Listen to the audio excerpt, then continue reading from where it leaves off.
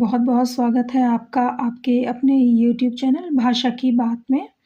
जैसा कि स्क्रीन पर आपको दिखाई दे रहा है, हम बितान पाठ का जो हिंदी कोर की पूरक पुस्तक है उसका सेकंड पार्ट जूझ ले रहे हैं, जिनके रचयिता हैं आनंद यादव। ये आनंद यादव की स्वयं लेखक की ऑटोबायोग्राफी है, जो लेखक ने अपने जीवन का जो लिखा है, ऑटोबायोग्राफी जो अपने जीवन का आत्म परिचय दिया है, उसका कुछ अंश आपको पढ़ने के लिए दिया गया है। कि क्यों दिया जाता है ऐसा अंश?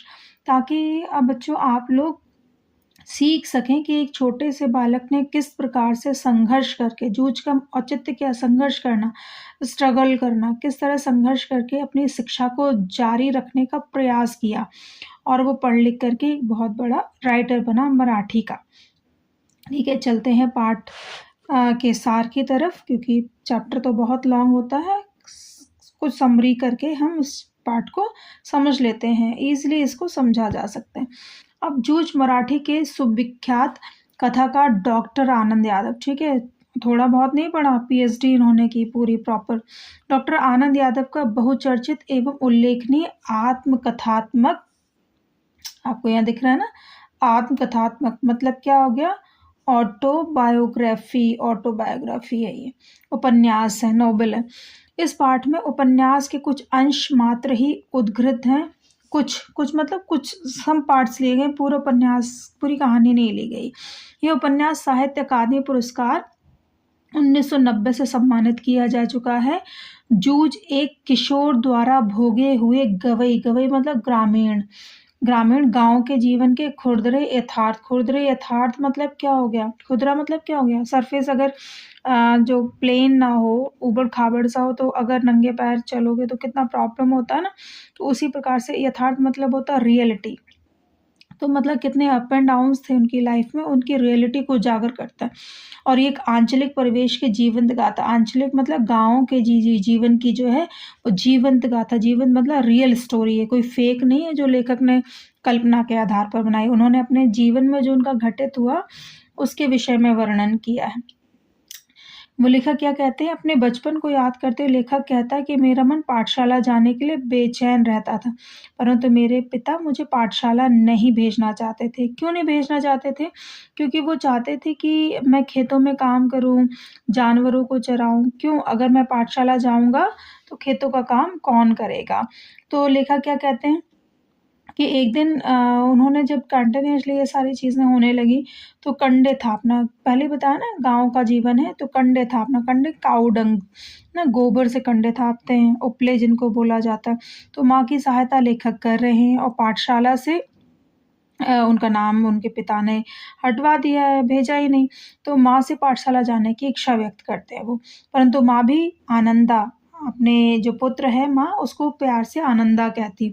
पिता से बहुत डरती है आनंदा के पिता से, तो इसलिए वह अपने बेटे का खुला समर्थन नहीं करती। और लेखक स्वयं अपनी माँ से कहता है कि खेत के लगभग सभी काम खत्म हो गए हैं जो मैं कर सकता था, इसलिए तू मेरे पढ़ने की बात दत्ताजी राव सरकार से करे। अब दत्ताजी राव सरकार से क्यों? क्योंकि जो लेखक की माँ है, आनंदा की माँ है, और उसके पिता से, लेखक के पिता से बहुत डरती है, क्योंकि जैसे ही वो पढ़ने की बात करेगा तो हो सकता है वो गाली गलौज करे, मार पिटाई करे। मतलब जो रियलिटी है ना, लेखक ने वो लिखी है, इसमें कोई ढाका मुंदी नहीं की है। तो वो क्या कहते हैं, उस गाँव के जैसे मुखिया होता है ना, रिचेस्ट पर्सन, तो दत्ताजी राव सरकार है। तो लेखक कहता है आप दत्ताजी राव सरकार से मेरी बात क्यों नहीं करती हैं? दत्ताजी राव सरकार की तो पूरा गाँव बात मानता है। चूँकि लेखक के पिता दत्ताजी राव के सामने नतमस्तक हो जाते हैं। नतमस्तक का मतलब क्या है? जैसे गाँव में आपने सुना होगा कि इंटरेस्ट पे बड़े लोगों से लोग पैसा ले लेते हैं, तो जिससे पैसा लेंगे और तो उसके आगे तो झुकते ही हैं। तो नतमस्तक हैं लेखक के पिता दत्ताजी राव सरकार के आगे, तो उनकी कोई भी बात वो टालते नहीं, सारी बातें उनको माननी पड़ती हैं। इसलिए लेखक को लगता है दत्ताजी राव सरकार ही मेरी पाठशाला जाने का मार्ग खोल सकते हैं। रात के समय माँ बेटा दोनों दत्ताजी राव सरकार के पास जाते हैं। बहुत लॉन्ग स्टोरी है, शॉर्ट शॉर्ट में पढ़ रहे हैं।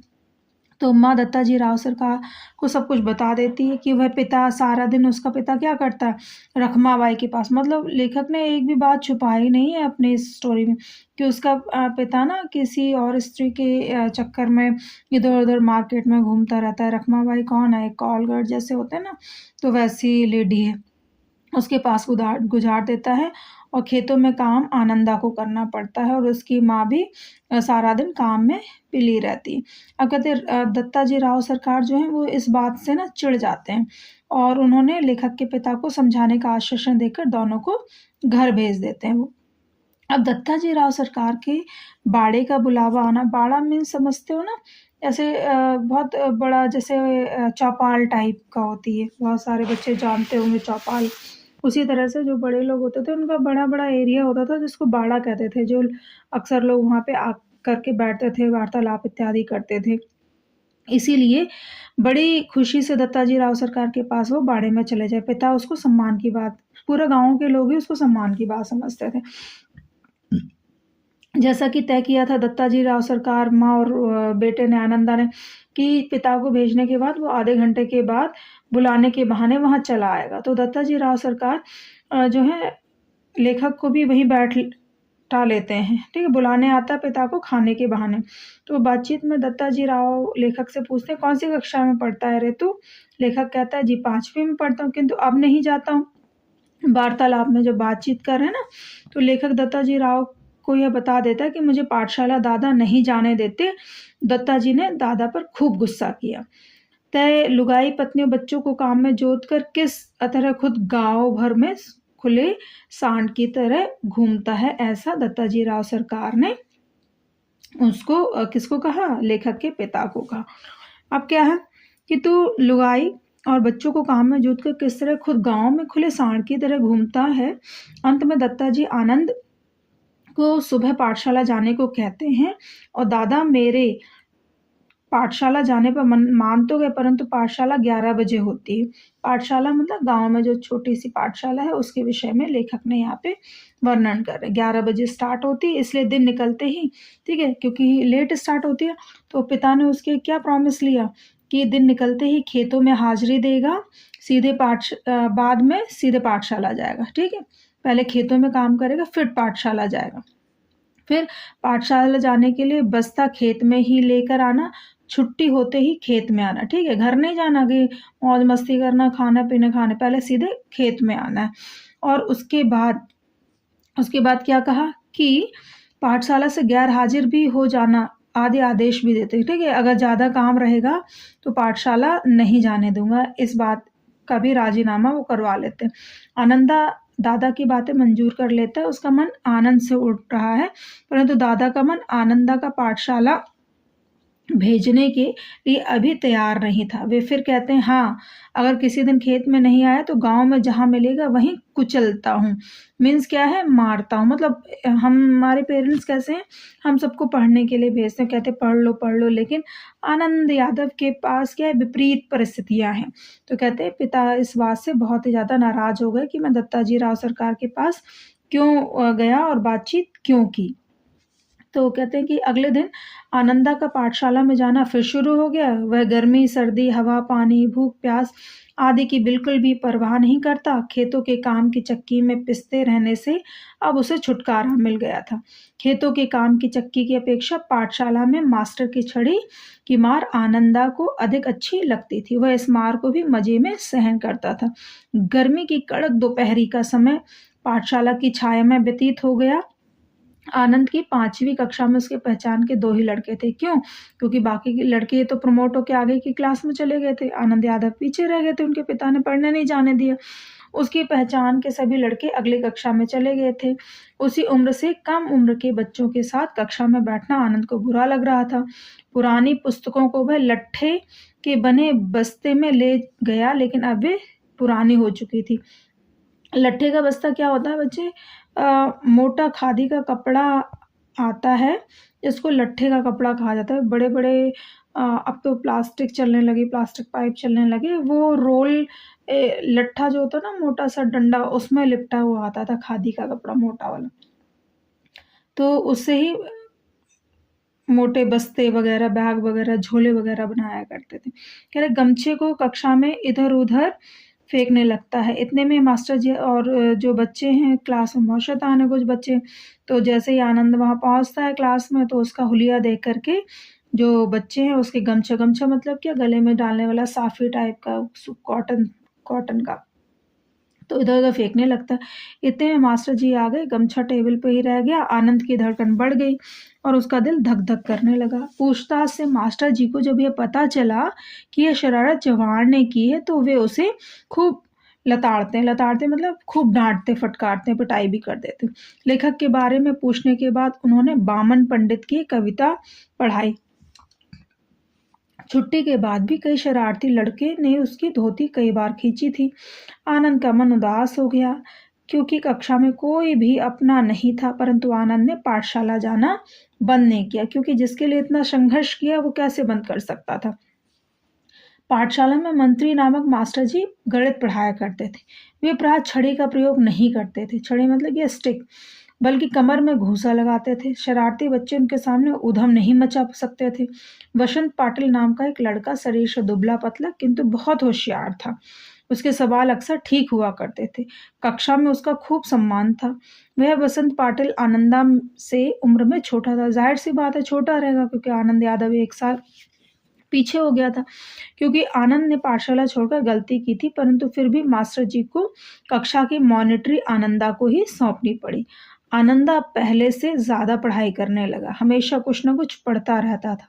अब गणित के सवाल उसकी समझ में आने लगे थे। वह वसंत पाटिल के साथ दूसरी तरफ से बच्चों के सवाल जांचने लगा। फलस्वरूप आनंद और बसंत पाटिल की दोस्ती जमने लगी थी और मास्टर जी अब लेखक को आनंदा कहकर पुकारने लगे थे। आनंदा की मास्टरों के साथ आत्मीयता बढ़ गई और पाठशाला में उसका विश्वास भी बढ़ गया। और लेखक यहाँ पे और क्या स्पष्ट करते हैं कि जो उनके एक लेखक हैं मराठी क्या है, लैंग्वेज टीचर जो उनके सौंदल गेकर, ठीक है, सौंदल गेकर मराठी के जो अध्यापक हैं वो उनको मराठी में कविता पढ़ाया करते थे और वो पढ़ाते तो स्वयं भी उसमें खूब रम जाते क्योंकि क्लास 5th की बात कर रहे हैं, तो बच्चों को एक्शन के साथ कविताएं वो पढ़ाते और उनके पास सुरीला गला, छंद की बढ़िया चाल और रसिकता का सब कुछ था। उन्हें मराठी की कविताओं के साथ अंग्रेजी की कविताएं भी कंठस्थ थी। वे कविता को सुनाते-सुनाते अभिनय किया करते थे। वे स्वयं भी कविता लिखा करते थे। जब मास्टर जी अपनी लिखी हुई कविता सुनाते तो आनंद उन्हें तल्लीनता के साथ सुनता। तो यहीं से मतलब एक जो शिक्षक है, शिक्षक का बड़ा प्रभाव पड़ता है बच्चों के ऊपर।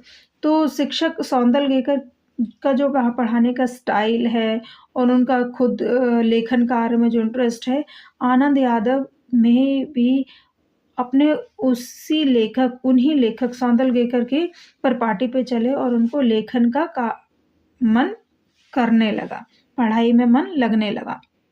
अब वो जब आनंद खेत में काम करता तो मास्टर जी के हाव-भाव, यति, गति और आरोह-अवरोह के अनुसार ही गाया करता।